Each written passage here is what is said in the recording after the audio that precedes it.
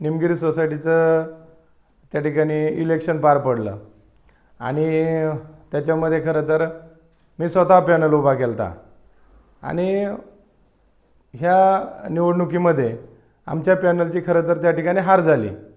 परंतु हार झाल्याच्या नंतर ती प्रामाणिकपणे त्या ठिकाणी आम्ही ती हार स्वीकारली आणि आम्ही ते मान्य केलं की ठीक आहे, हार झाली, शेवटी इलेक्शन आहे, कोणीतरी जिंकणार आणि कोणीतरी पडणार हे निश्चित ठरलेलं असतं। परंतु ते हार झाल्याच्या नंतर बा उत्साहाच्या भरामध्ये देवराम लांड्यांना त्या ठिकाणी निमगिरी गावामध्ये बाईट दिली। आता ती बाईट देत असताना खऱ्या अर्थानं ठीक आहे, काय हरकत नाही, निवडून आल्याच्या नंतर स्वाभाविक आहे माणसामध्ये अतिउत्साह निर्माण होतो आणि त्या अतिउत्साहामध्ये त्यांनी बऱ्याचशा गोष्टी त्या ठिकाणी माझ्यावरती त्या ठिकाणी बोलला। परंतु माझ्यावरती बोलला तरी काय हरकत नाही, माझी त्या गोष्टीला कुठल्याही प्रकारचं हरकत नव्हती। परंतु एखादी निवडणूक लढवत असताना किंवा एखाद्यावरती टीका टिप्पणी करत असताना त्याच्या वडिलांवरती जाणे, त्याच्या घरातल्या परिस्थितीवरती जाणे हे खरं तर देवराम लांड्याला सोबत नाही। याच्या आधी देखील देवराम लांड्यानं अतिशय खालच्या पातळीला जाऊन त्या ठिकाणी टीका टिप्पणी केली होती। परंतु तरीसुद्धा मी माझ्या स्वतःची मानसिकता तयार केली का ठीक आहे, काय हरकत नाही, बोलला तर देऊ सोडून, आणि म्हणून त्या ठिकाणी कुठलीही प्रतिक्रिया त्या ठिकाणी व्यक्त केली नाही। कारण शेवटी इलेक्शनमध्ये हार जीत आणि एखादी गोष्ट पचवण्याची क्षमता पण लागते। ती हार आम्ही मान्य केल्याच्या नंतर आता आम्ही ते सगळं सोडून दिलं, विसरून गेलतो आणि पुन्हा वाटचाल चालू केली।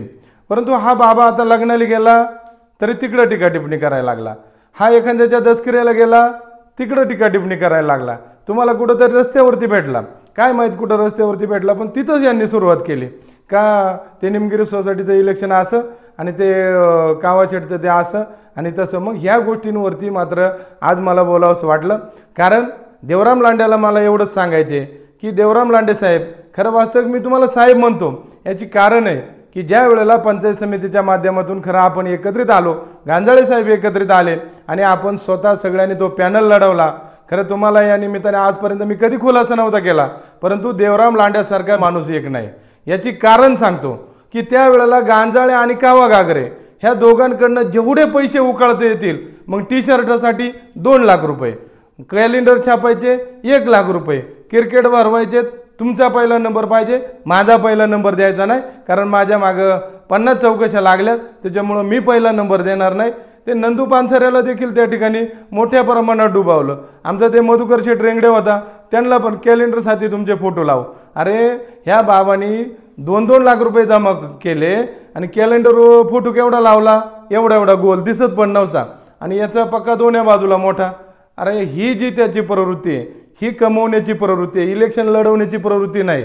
आणि त्याच्यामुळं एक गोष्टीमध्ये मला अतिशय प्रामाणिकपणे सांगावं असं वाटतं की ह्या माणसाने 2 लाख रुपयामध्ये किती टी शर्ट छापले असेल, 500 टी शर्ट छापले ह्या माणसाने। 2 लाख रुपये माझ्याकडनं, 2 लाख रुपये गांजाळ्याकडनं आणि याचे 4 लाख रुपये। अरे 8 लाखाचे टी शर्ट छापले असते तर अख्ख्या आदिवासी भागाला घरटी पोचला असता तरी संपला नसता, आणि यांनी 500 टी शर्ट छापले। आता ते खरं सांगतो, ते रॅली काढली होती त्यावेळेचं चित्र पण तुमच्या माहितीसाठी असेल, कदाचित ते यूट्यूबला पण दिसेल की त्यावेळेला आमदारकीची निवडणूक नुकतीच पार पडलेली होती, काय 2 वर्षापूर्वी किंवा 1 वर्षापूर्वी। अशा ताईचे 1000 टी शर्ट याच्या घरामध्ये होते। आता प्रामाणिकपणे सांगतो, यांनी याचे 500 आमच्याकडून पैसे घेतलेले छापलेले आणि ते 1000 टी शर्ट अशा पद्धतीनं 1,500 टी शर्टामध्ये ती रॅली काढली आणि झालं बाबा। काय तर देवराम लांड्यानं रॅली काढली, देवराम लांड्यानं खर्च केला। अरे हे करत असताना तू जरी आम्ही त्या ठिकाणी 9 उमेदवार होतो, परंतु पैशाचा पुरेपूर वापर, पुरेपूर फायदा तू स्वतः उचलला। गांजाळ्यांनी सुद्धा हे केलं। शेवट सोमतवाडीच्या स्टॉपला गांजाळ्यांनी विरोध केला एका गोष्टीसाठी, त्या ठिकाणी कुकडेश्वरच्या मंदिरासाठी हा आला, याला वल्गना करायची फार मोठी सवय, आणि तिथं आम्ही मंदिरापाशी गेलतो देवासाठी। हा म्हणला 100 गोण्या आमच्याकडनं सिमेंटच्या दिल्या बाबा मंदिरासाठी। हा बोलल्याच्या नंतर याला काय द्यानं घेणं नसतं, तिकडे द्यानं तर नका देऊ। आणि मग ती लोक एक दिवस लागली विचारायला, बाबा त्या सिमेंटच्या गोण्या द्या। अहो मी म्हणलं साहेब, सिमेंटच्या गोण्या देत असताना जर 100 गोण्यांचं काय होईल, गुन्हेले बागेले करून आम्ही तिघांमध्ये देऊ। परंतु त्यावेळेला स्पष्टपणे विरोध केला गांजाळे साहेबांनी का देवराम कुठे गेला तरी अशाच वल्गाने करतो आणि प्रत्येकाला तोंडव पाडतो, मी काय तिकडे देणार नाही, मी त्या विभागात पंचायत समिती काय लढवत नाही, कावाशेठ तू आणि देवराम शेठ बघून घे। आणि मग त्यावेळेला मी त्या गावामध्ये गेलो, म्हटलं बाबा आता देवराम काय देत नाही, मी तुम्हाला हे 10,000 रुपये माझ्याकडले देतो. आणि अशा पद्धतीने त्या ठिकाणी म्हणजे देवराम लांडे जे उमेदवार उभे करतो त्यांच्याकडनं फक्त लुबाडण्याचं काम आतापर्यंत केलेलं आहे. सोसायटीमध्ये हाच प्रकार घडला. सोसायटीमध्ये देखील पहिल्या दिवशी 150-200 लोक होती. एक जणाला सांगितलं तू चेअरमन, अरे तो गेला फुगला आणि त्यानं गेला ना 35,000 रुपये पहिल्या दिवसा खर्च.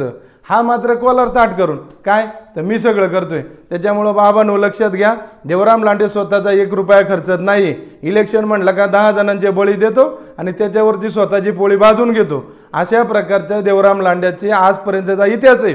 हे मी कधीच सांगितलं नव्हतं, परंतु देवराम लांडे माझ्या बापावरती गेला. देवराम लांड्याला एवढं सांगतो की बाबा रे, तू ज्या पद्धतीनं माझ्या बापाचं काढलं का सोसायटी थकीत आहे. आता मी तुम्हाला सांगतो की देवराम लांडे ज्या वेळेला कारखान्याच्या इलेक्शनसाठी उभा राहिला, विघ्नार सहकारी सहकार कारखान्याच्या, अरे ह्या 10 ठिकाणी शिल्लक दाखवली. तिकडे ती शरद कंती बँके याची त्याचं यांनी ते पत्र घेऊन आला, तिथं शिल्लक असताना काय केलं त्याचं मला माहीत नाही. पण तिकडे याची कमी यांनी सांगितलं की मी 22 लाख रुपये म्हणजे काही भाग सोसायटीना कर्ज दिलेला होता आणि काही भाग त्या ठिकाणी जिल्हा मध्यवर्ती बँकेचा विषय असतो. असे 28 लाख रुपये यांनी काढले आणि 22 लाखामध्ये हा सांगतो मी 13 लाख रुपये व्याज भरला. म्हणजे 13 लाख रुपये जर तू व्याज भरला, तू काय 10% पैसे घेतले होते काय सोसायटीकडनं, 22 लाखाचे 13 लाख रुपये झाले. फक्त आमच्या लोकांना कळत नाही, आदिवासी समाजाचा भोळ्या आमच्या लोकांना ह्या गोष्टी कळत नाही की यांनी 22 लाखाचे 13 लाख रुपये व्याज का भरलं. तर हा काही दिवस थकीत होता, याचा चक्रवाढ व्याज व्याज म्हणजे हा बाबा जिकडं जाईल तिकडं मोठ्या प्रमाणात थकीत आहे. याचा कारखान्यामध्ये अर्ज बाद झाला, हा 2-4 ठिकाणी थकीत असल्यामुळं झालेलं आहे. याचं प्रत्येक ठिकाणी थकीत आहे. हा म्हणतो का कावाशेठच्या बाबाचं 2 लाख रुपये थकले. अरे यादी बघा किती थकले ते अगोदर सांगा व्यवस्थित. तुम्हाला जर वाचता लिहिता येत नसेल तर ते काळू शेळकेंद्राकडे जा, कारण तो तुमचा किंवा ते नांगरे गुरुजीकडे जा, तो तुमचा राजकीय गुरु आहे. त्याच्यामुळं बाबांनो मी विनंती करतो, आपण 10 ठिकाणी थकलात त्याचं तुम्ही लोकांना सांगत नाही. तुमच्याकडे पैसे आहेत असं मी म्हणणारच नाही. लोकांना वाटत असेल याच्याकडे पैसे, दुसऱ्यांच्या जीवावरती राजकारण लढवणारा हा कार्यकर्ते मी स्वतः पाहिलंय. अहो यांनी शिक्षकांना पिळलं, यांनी नोकरदारांना पिळलं, यांनी कोणाला पिळलं नाही. पार याने एखादा घाटो कार्यक्रम जरी लावला ना, तो याचा कार्यक्रम लावतोय, कुठला कार्यक्रम हा तो दसरा मेळाव्याचा, त्या दसरा मेळाव्याला सुद्धा यांनी 7 बोकड कापले का, हा 7 जणांना तिथं कापतोय. आता का तर लोक दबाव खाली ते सगळं देत असतात. तुमच्या नोकरीचा प्रश्न असतो, त्याचा पण कुठंतरी विषयाचा असतो, कुठंतरी अडलेला असेल. जे हिरडी गावचे एक कार्यकर्ते, त्याला फक्त लाईटचा पोल द्यायचा होता, त्याला सांगितलं तुला दुसऱ्या दिवशी पोल देतो, एका बकराचे पैसे दे दसरा मेळाव्याला. आजपर्यंत त्या माणसाला पोलही दिला नाही. आणि त्या माणसं म्हणजे अशा पद्धतीने हा कार्यक्रम हँडल करत असतो. हे तुम्हाला आम्हाला सगळ्यांना माहिती आहे, पण गोरगरीब जनतेला किंवा माझ्या आदिवासी बांधवांना माहीत नाही. म्हणून खऱ्या अर्थाने हे सांगायची वेळ आली. माझ्या बापावरती जर तू गेला तर याचा अतिशय चुकीच्या पद्धतीनं तू त्या ठिकाणी बोललेले, कारण माझ्यावरती हजारो टीका केल्या असत्या मी मान्य करत होतो. पण दरवेळेला माझ्या बापावरती जाणे, माझ्या आईवडिलांवरती जाणे ही देवराम लांड्यानं त्याच्या आयुष्यात केलेली फार मोठी चूक आहे. आणि म्हणून देवराम लांड्याला सांगायचे का तू सुद्धा सासूच्या जीव मोठा झाला, त्या सासूने जर तुला पाहिलं नसतं ना तर आज देवराम लांडे ह्या राजकारणाच्या याच्यामध्ये नसता. सासूनी तिच्या पगारातून याला 2-2 रुपये देऊन 1000-500 रुपये देऊन बऱ्याच दिवस जगावलं आणि तिच्या जीवावरती मोठा झाला. आजही खरं पाहिलं तर आज सुद्धा तो सासूच्या जीवच खातोय. याच्यात दुसरं सांगण्याचे, पण ती सासू त्याची खरं तर देवीसारखी बाई आहे का जिनं या माणसाला एवढं मोठं केलं. आणि त्या सासूच्या जीवावरती खात असताना यानं आता समाजाचं खायची सुरुवात केली. त्याच्यामुळं मी देवराम लांड्यांना सांगेल की बाबा रे, तुमचा इतिहास फार खराब आहे. तुम्ही ज्या वेळेला आदिवासी भागात शिक्षण सोडलं असेल आणि उंडाणक्या करत होता, त्यावेळेला दारूच्या धंद्यावरती आपण स्वतःचा परपंच त्या ठिकाणी पोचला. आणि ते परपंच करत असताना तुम्ही इतक्या मोठ्या प्रमाणात दारू काढले की खरं तर आदिवासी भागात पहिल्यांदा मी त्यावेळेला लहान होतो.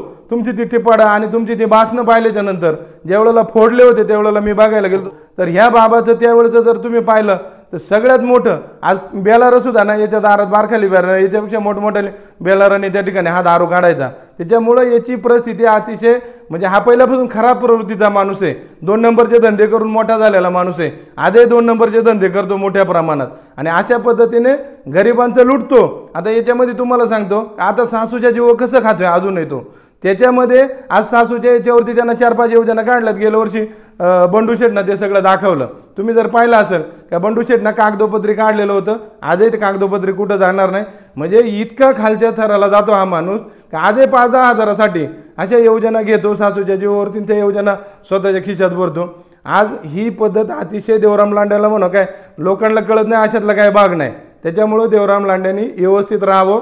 माझ्या आईवडिलांवरती टीका करत असताना स्वतःच्या आईवडिलांनी देखील पाहावं. या वेळेला मी सांगतो, देवराम लांडेच्या अतिशय जवळून होतो. ज्या वेळेला त्यांच्या वडिलांची शेवटची वेळ आली, अरे तुझी काय लायकी आहे हे सांगायची वेळ तू का आणली माझ्यावरती आज? तर तू माझ्या बापावरती बोलतोय, तू माझ्या बापाचं काढतोय, तू माझ्या आईवडिलांचं देखील काढलं होतं. त्याच्यामुळे माझे आईवडील मासे विकत होते असं म्हणणारा तू कार्यकर्ते मी लाजणार नाही. आमची परिस्थिती होती म्हणून आम्ही मासे विकत होतो. आमची परिस्थिती होती त्यावेळेला म्हणून मी त्या ठिकाणी गुरा वळत होतो. आदिवासी भागातला कुठलाही कार्यकर्ता असू द्या, तो गुरा पण वळतो आणि सगळ्याच गोष्टी करतो. यांनी पण गुरा वळलेले आहेत. आणि आता सुद्धा जिल्हा परिषद अध्यक्ष झालाय तरी हा गुरांका असतो, हा व्हिडिओ करतो. काय तर मी इकडे आवणीला गेलोय, अरे तू आऊत धरतो म्हणजे तू गुरा नाही वळत का? तू सगळ्या गोष्टी करतोय बाबा, फक्त तू त्याचा स्टंट करतो. हे सोडा. आता मी तुम्हाला सांगतो, एखादा माणूस ॲक्सिडेंटमध्ये जर एखादा माणूस पडलेला असेल तर हा बाबा तो माणूस मेला तरी चालेल, पण स्वतः व्हिडिओमध्ये कसं येईल, स्वतःचं त्या ठिकाणी अस्तित्व तिथं कसं दिसल, या पद्धतीनं त्या माणसाचं त्याला देणं घेणं नाही. काही वर्षापूर्वी 2-4 वर्षापूर्वी केवाडीमध्ये 2 मुलं त्या ठिकाणी पाण्यामध्ये बुडून मेलते. आता पाण्यात बुडून मेलेली हा लांबून सांग रे माझा फोटो घ्या, माझा फोटो घ्या. अहो तिथं लोक इतकी बोलत होती, याला इतकी शिव्या देत होती का बाबा इथं 2 मुलं मेलेत, पडलेत. मागच्या वेळेला मी पाहिलं तिकडं माणिकडावच्या याच्यामध्ये, अरे तिथून त्या माणसाला पाण्यातून बाहेर काढले आणि हा त्याच्या हाताला धरून वर हिचकीतून असं केलं तसं केलं, याव केलं त्याव केलं. अरे लोकांनी समोर उभं नाही राहून दिलं पाहिजे याला, कारण हा त्या बॉडीशी त्या लोकांशी मेलेल्या मैताशी कसं वागतोय, फक्त हे याच्या स्वार्थासाठी वागतोय. त्याच्यामुळं देवराम लांडे कुठेही काही करत नाही. आणि एखादी गोष्ट जर चांगली करायला गेला तर समोरच्या अधिकाऱ्याला शिव्या देतो. तो अधिकारी थोडाच, एक अधिकारी ऐकेल, 2 अधिकारी 2 कामं चांगली होतील, पण 10 कामं त्या ठिकाणी 100% वाईट होतील. कारण याची बोलण्याची भाषा योग्य नाही. तुम्ही तालुक्याचे आमदार पाहिले असेल, तालुक्याचे खासदार पाहिले असेल, तालुक्यात जे म्हणजे मंत्री देखील तुम्ही पाहिले असेल. या पद्धतीचं वक्तव्य कोणाचंच नसतंय. जे देवराम लांडे भाषा करतो, ज्या पद्धतीनं वागतो, त्या पद्धतीची भाषा पार आमदार खासदाराची देखील नसते. म्हणून देवराम लांड्याला विनंती, बाबा तू वाकडं तिकडं बोलत असेल.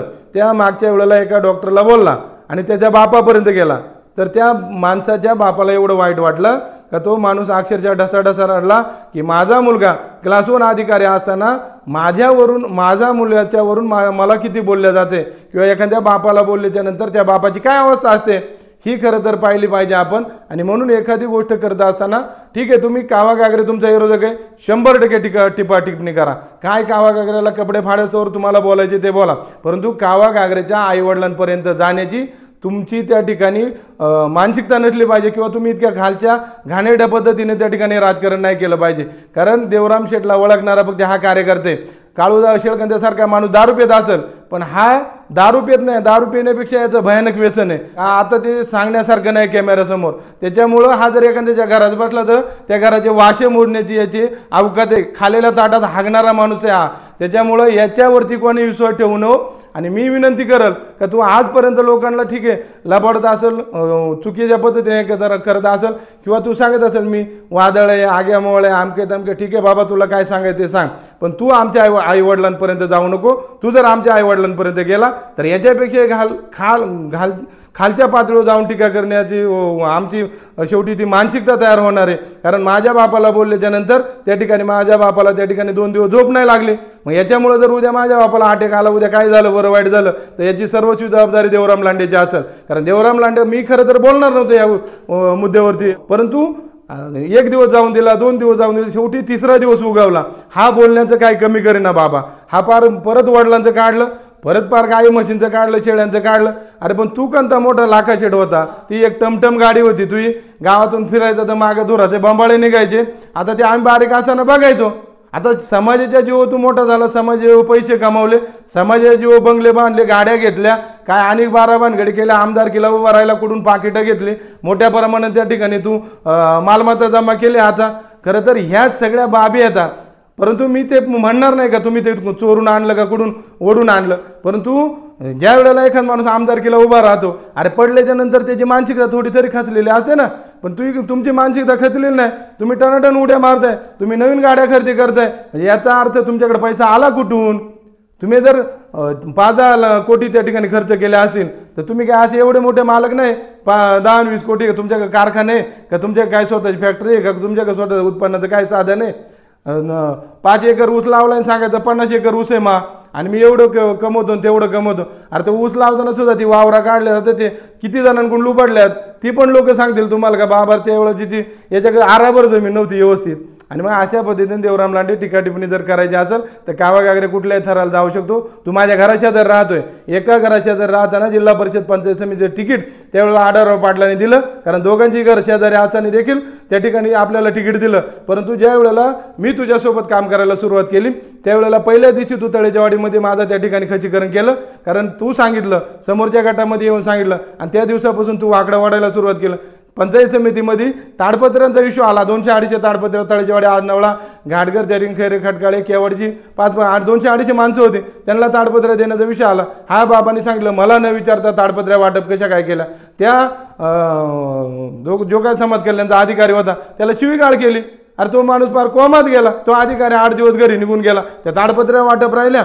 आणि त्या दिवसापासून जर इतकी काय निरडी प्रवृत्ती ठेवत असेल आणि तुला वाटत असेल बा सगळे माणसं माझ्यासोबत राहावी, मी देवराम लांडेसोबत राहिलो असतो. परंतु देवराम लांडेची अतिशय ज्या माणूस त्याच्या जवळ जातो त्या माणसाला त्याची खरं लायकी कळते. कारण मी देवराम लांडेंच्या सोबत कमीत कमी 10 वर्ष होतो, परंतु देवराम लांडे साहेबांनी कधी कोणाला मोठं बघण्याचं किंवा मोठं करण्याचं स्वप्न त्या ठिकाणी दाखवलं नाही. फक्त स्वप्न दाखवणार, पण वेळ आल्याच्या नंतर त्या माणसाचं खच्चीकरण कसं करायचं ते फक्त त्यांच्याकडून शिकून घ्यावा. आमदारकीच्या ह्या सगळ्या लढतीमध्ये ज्यावेळेला देवराम लांडे उभा राहिला त्यावेळेला ही जी काही मंडळी आज त्याच्यासोबत निवडून आले ही सगळी त्याच्या विरोधामध्ये होती.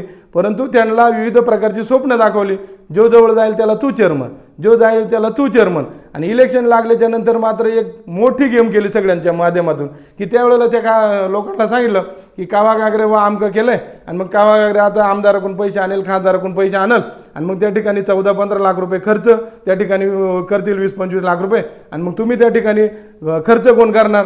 मग खर्च कोण करत नाही तर त्याच्यातले 4 कार्यकर्त्याला आधीच सांगून ठेवलं होतं की देवराम लांडेचं नाव घ्या. मग देवराम लांडेंनी खर्च करावून सोसायटीचा त्या ठिकाणी चेअरमन पण हो. अहो ह्या माणसाला अध्यक्ष झाल्याच्या नंतर चेअरमन पदाची कशाला हाव पाहिजे? कशासाठी याला चेअरमन पद पाहिजे मला तुम्ही सांगा. आणि ह्या माणसाने आमच्या बोळ्या बाबड्या माणसांना फसवलं. 5 किलो साखर, काही पैसे दिले असतील वर थोडेसे, ते कबशींचे बॉक्स याच्या भावाच्या गाडीमध्ये खरं तर त्या दिवसाला कबशींचे बॉक्स घेऊन फिरत होता. परंतु त्या पिलाजीचे माझे संबंध चांगले असल्यामुळं मी म्हटलं जाऊ दे बाबा, एखाद्याला नोकरीवरून कशाला उठवायचं. नाही तर त्या दिवशी संध्याकाळाला जर पिलाजीची गाडी पिलाजी स्वतः चालवायला होता त्या ठिकाणी जागेवरती पिलाजीला सस्पेंड करण्याची ताकद ह्या कावा गागऱ्यामध्ये होती. परंतु पिलाजीचे माझे चांगले संबंध असल्यामुळं 2 वेळा पिलाजीची गाडी दिसली पण मी अडवली नाही. पिलाजी आजही खरं बोलू शकतो. परंतु देवराम लांडेचं उगाच मला त्या ठिकाणी, पण देवराम लांडे ज्या वेळेला माझ्या बापावरती गेला त्यावेळेला मला पण असं वाटलं यार माझ्या बापावरती गेलेल्या माणसाच्या भावाला मी उगाच सोडलं. कारण मी त्यावेळेला विचार केला होता की देवराम लांडे हा आपला राजकीय शत्रू आहे, पण पिलाजी लांडे हा माझा राजकीय शत्रू नाही आहे. यावेळेला त्यांच्याकडनं काही गोष्टी होत असतील तर मी त्याला समजून सांगितलं बाबा रे तुझी गाडी घे आणि घरी जा.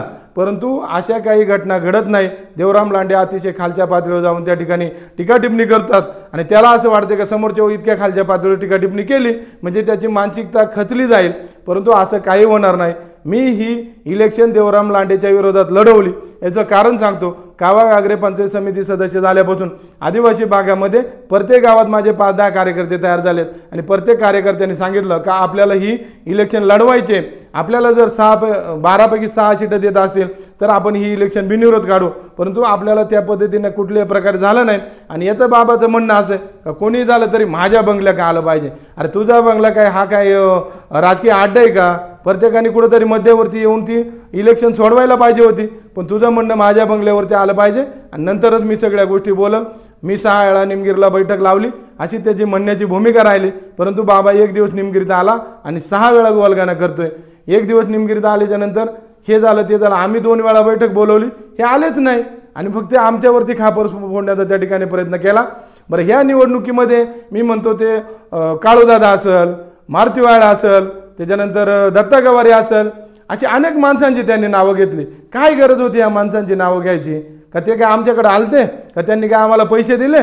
परंतु ह्या माणसांना सांगून फक्त यांची बदनामी करायची, मोठ्या प्रमाणात त्या ठिकाणी या सगळ्यांना त्याच्यामध्ये ओढायचं आणि काय तर अख्खा तालुका नडला पण देवराम नाही पडला. अरे तुला कोण नडतो बाबा, तू आमदारकीला उभा राहिला तर तुला तिथं कोणी नडलं नाही, तर तुला ह्या एवढीशा सोसायटीच्या याला कोण नडतो, पण तू फक्त स्वतःच्या मिशा पिळून अख्खा तालुका नडला. अरे आम्हालाही मिशा पिळता येतील, आम्हालाही दाढीवरून हात फिरवता येईल, आम्ही ते करू शकतो, पण अशा चुकीच्या गोष्टी आम्हाला करायच्या नाही किंवा आम्हाला बाबूराव म्हणायचं नाही. पण तू जर तशी वेळ आणली तर बाबूराव देखील व्हावा लागल, हे फक्त तुला या माध्यमातून तुम्हाला सांगतो.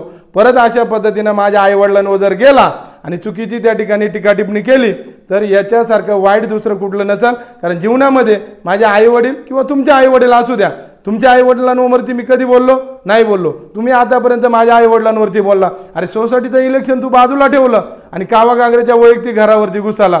माझ्या साईडनं जे उमेदवार होते ते भालिंगे पाटील माजी चेअरमन होते आणि अशी माणसं तगडी माणसं माझ्याबरोबर होती. तुम्ही त्यांना चुकीचं ठरवलं, 5 वर्षामध्ये काम करून दिलं नाही. सोसायटीची प्रत्येक वार्षिक सभा केवाडीमध्ये, अरे केवाडीमध्ये जर वार्षिक सभा धरायची होती तर ती सोसायटी निमगिरला कशाला ठेवली. मग अशा पद्धतीने निमगिरची सोसायटी असताना देखील त्या सभा आपल्या गावात कशा नेता येतील. तिथं आपल्या लोकांनी आमदारकीचं इलेक्शन लागलं आणि या बाबांनी नेमका त्याचं औचित्य साधून त्या ठिकाणी मीटिंग बोलावली, सर्वसाधारण सभा, आणि त्या सर्वसाधारण सभेत आलेल्या प्रत्येकाच्या गळ्यात हात टाकला आणि सांगितलं की देवराम लांडे उभा राहिल्याच्या नंतर आदिवासी भागातून 100% पाठिंबा. मग त्याच्यामध्ये ही सगळी मंडळी होती. त्यावेळेला जर तू अशा पद्धतीने सोसायटीच्या सर्वसाधारण सभेमध्ये आलेल्या सगळ्या माणसांचा वापर करून घेत असेल तर राजकीय कारकिर्दीमध्ये तू कशा पद्धतीनं माणसं वापरतोय हे सर्वसामान्य माणसाच्या हाता डोक्यात आलेले. त्याच्यामुळे बाबा माझी विनंती राहील की कावा गागऱ्याला काय शिवाय द्यायच्या ना तेवढ्या दे, पण कावा गागऱ्याच्या आईवडिलांवरती जर गेला तर मला तुझ्या आईवडिलांवरती यावं लागेल किंवा मला चुकीच्या पद्धतीने त्या ठिकाणी वागावं लागेल, अशी या माध्यमातून विनंती करतो.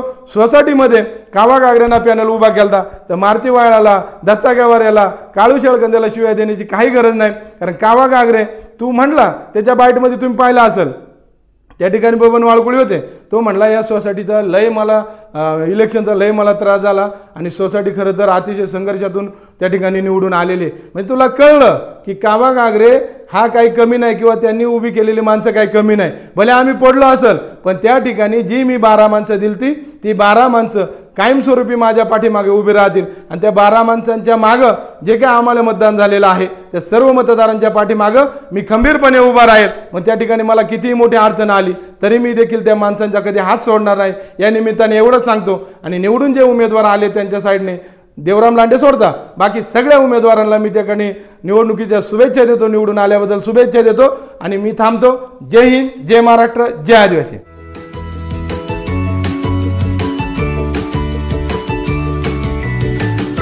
बातम्या शेतीच्या, बातम्या मातीच्या, बातम्या अन्यायाच्या, गुन्हेगारीच्या,